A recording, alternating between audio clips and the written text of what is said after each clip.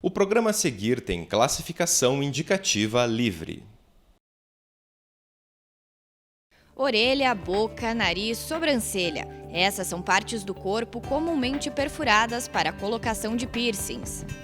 Os piercings são muito comuns, principalmente entre os jovens. Contudo, estudos apontam que 15% das pessoas que fazem uma perfuração têm complicações.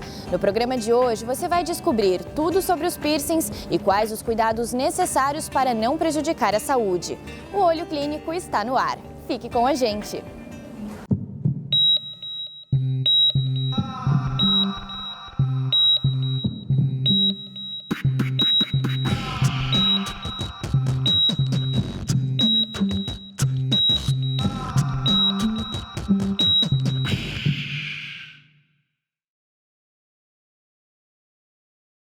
Cário colocou um piercing transversal na orelha quando era adolescente. Ele fez a perfuração na praia, escondido dos pais. Mas nem tudo foi do jeito que ele esperava. Quando a perfuração infeccionou, ele teve de buscar ajuda médica.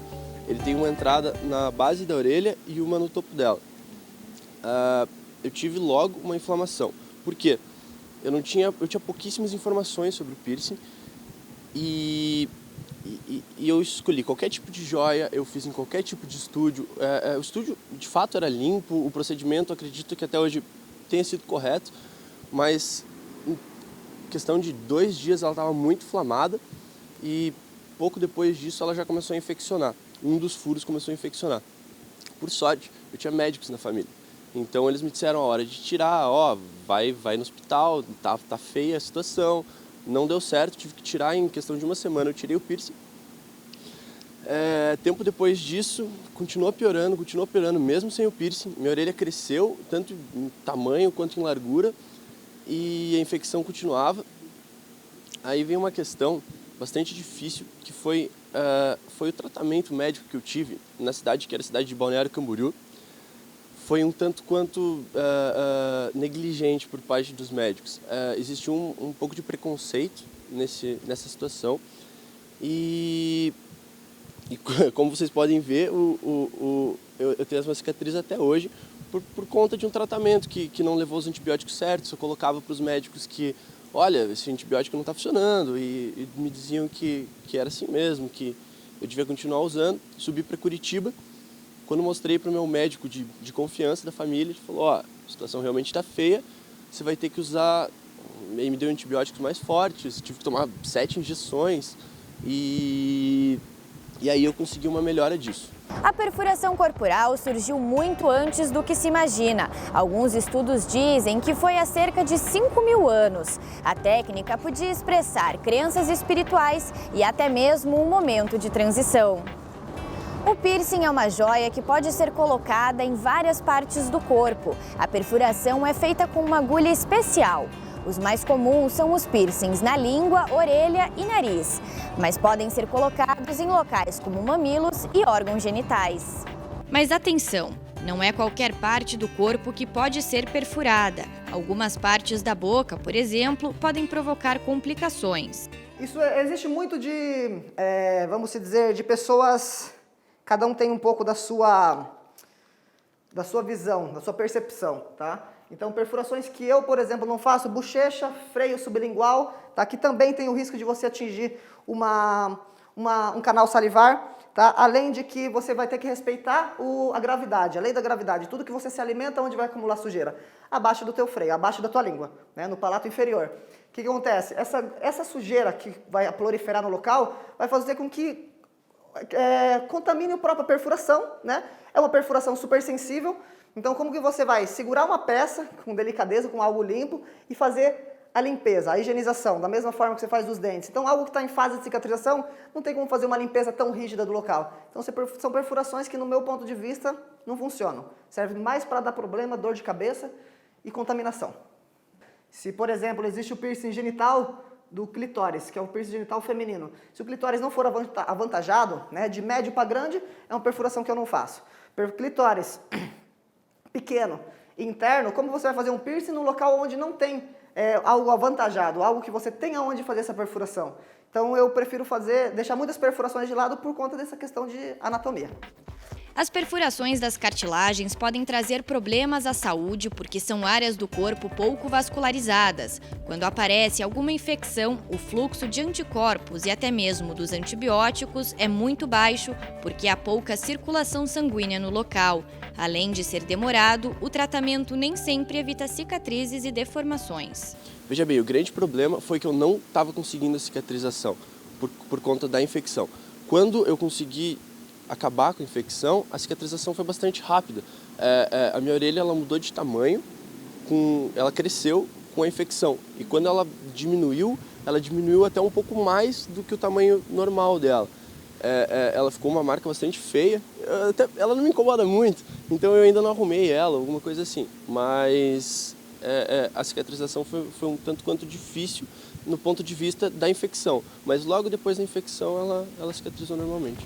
Tiago conta que pessoas que fizeram abdominoplastia também devem evitar o piercing no umbigo, já que para fazer o procedimento, a pele precisa ser flexível. A abdominoplastia é remover o excesso de pele, né? E fazer com que essa pele fique bem esticada e bem rígida. Então, para fazer uma perfuração, a gente precisa de elasticidade, tá? Camada de gordura, elasticidade e corrente sanguínea, circulação sanguínea. Como a gente vai perfurar um local onde não tem essa elasticidade? Tá? Se a gente faz essa perfuração, o próprio organismo vai fazer como se fosse uma catapulta com o piercing. O piercing entra, o organismo expulsa. Vai ter pouca circulação, então é fácil o local necrosar, tá? Além de pouca camada de gordura, que é o que vai abraçar essa perfuração, e a pele muito rígida também. Então, tudo que não tem elasticidade, eu também não trabalho com isso, esse tipo de perfuração. Além do cuidado com a parte do corpo onde o piercing vai ser colocado, quem tem problemas de cicatrização, diabetes ou tende a formar queloides deve procurar um médico antes de fazer o procedimento. Qualquer paciente que tenha uma doença pré-existente, tanto as doenças do colágeno, quanto doenças infecciosas que estejam em tratamento, diabetes, elas devem passar por uma orientação médica antes de ser submetida a um procedimento desses.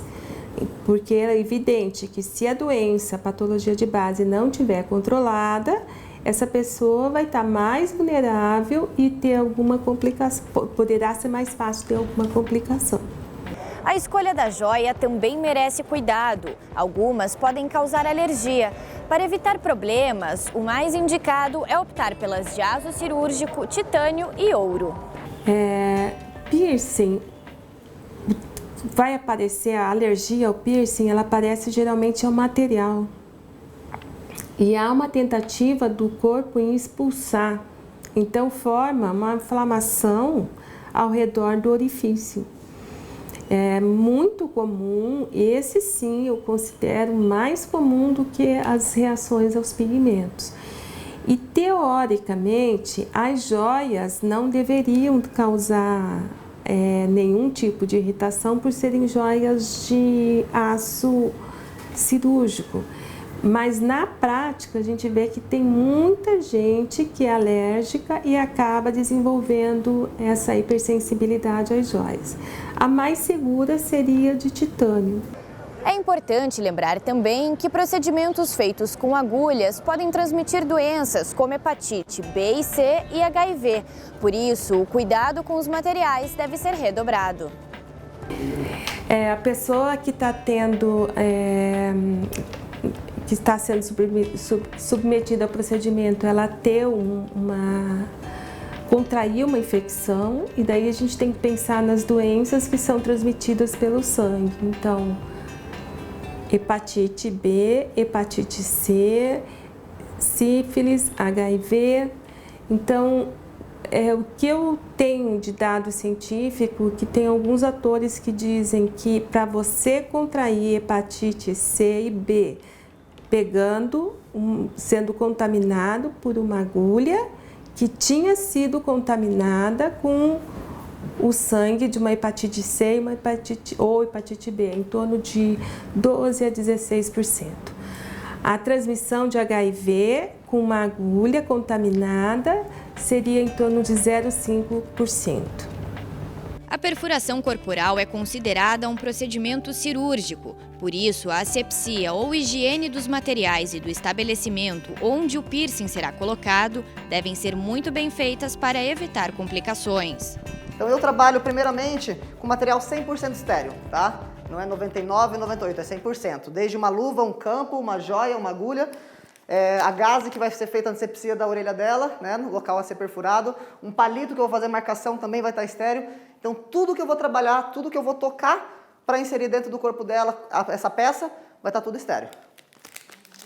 Que é o maior cuidado hoje que se tem para fazer uma perfuração corporal. É a parte mais avançada, tudo 100% estéril mesmo. Com luva cirúrgica e assim por diante. Laura colocou o primeiro piercing aos 14 anos com autorização dos pais. Quando escolheu o estúdio, levou em conta a higiene e a organização do local. Você tem que sempre verificar o local, ver se outras pessoas colocaram lá, se é bem limpinho, e se eles usam material descartável, porque é muito mais fácil dar uma infecção, uma inflamação, e você tem que cuidar muito bem, assim, não comer certas coisas, cuidar, limpar sempre bem direitinho, mesmo depois. As tatuagens também, você tem que sempre passar protetor solar, tem que cuidar sempre, né? É um negócio que está no seu corpo, você tem que cuidar, sempre muito bem. Além do cuidado com a parte do corpo onde o piercing vai ser colocado, quem tem problemas de cicatrização, diabetes ou tende a formar queloides, deve procurar um médico antes de fazer o procedimento. Pós-perfuração, tá?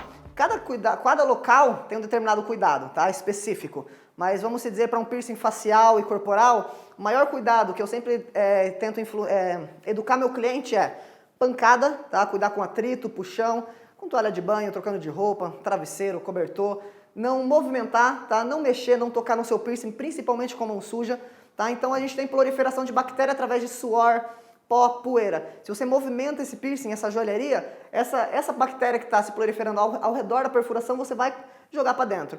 Essas células que estão regenerando dentro da perfuração, você vai jogar para fora. Então pode ocorrer retardo de cicatrização, né?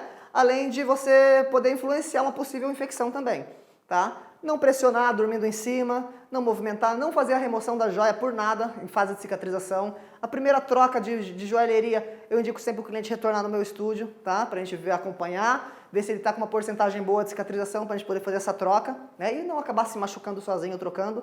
Limpeza de 3 vezes ao dia, tá? Limpeza diária, sendo que eu sempre indico no banho o cliente fazer com sabonete antibacteriano líquido, de preferência à base de ervas, e durante o dia limpeza com soro fisiológico. O piercing pode ser retirado a qualquer momento e nem sempre deixa cicatrizes. Ricardo é lutador. Ele até queria colocar mais um piercing, mas optou por ficar apenas com o do nariz para evitar exageros. Eu já tive no septo, já tive alargador também e só. Por que você tirou? O do nariz eu não tiro porque eu gosto muito, acho que já faz uns 10 anos que eu tenho. Eu gosto bastante, assim, eu tiro, eu me acho estranho sem.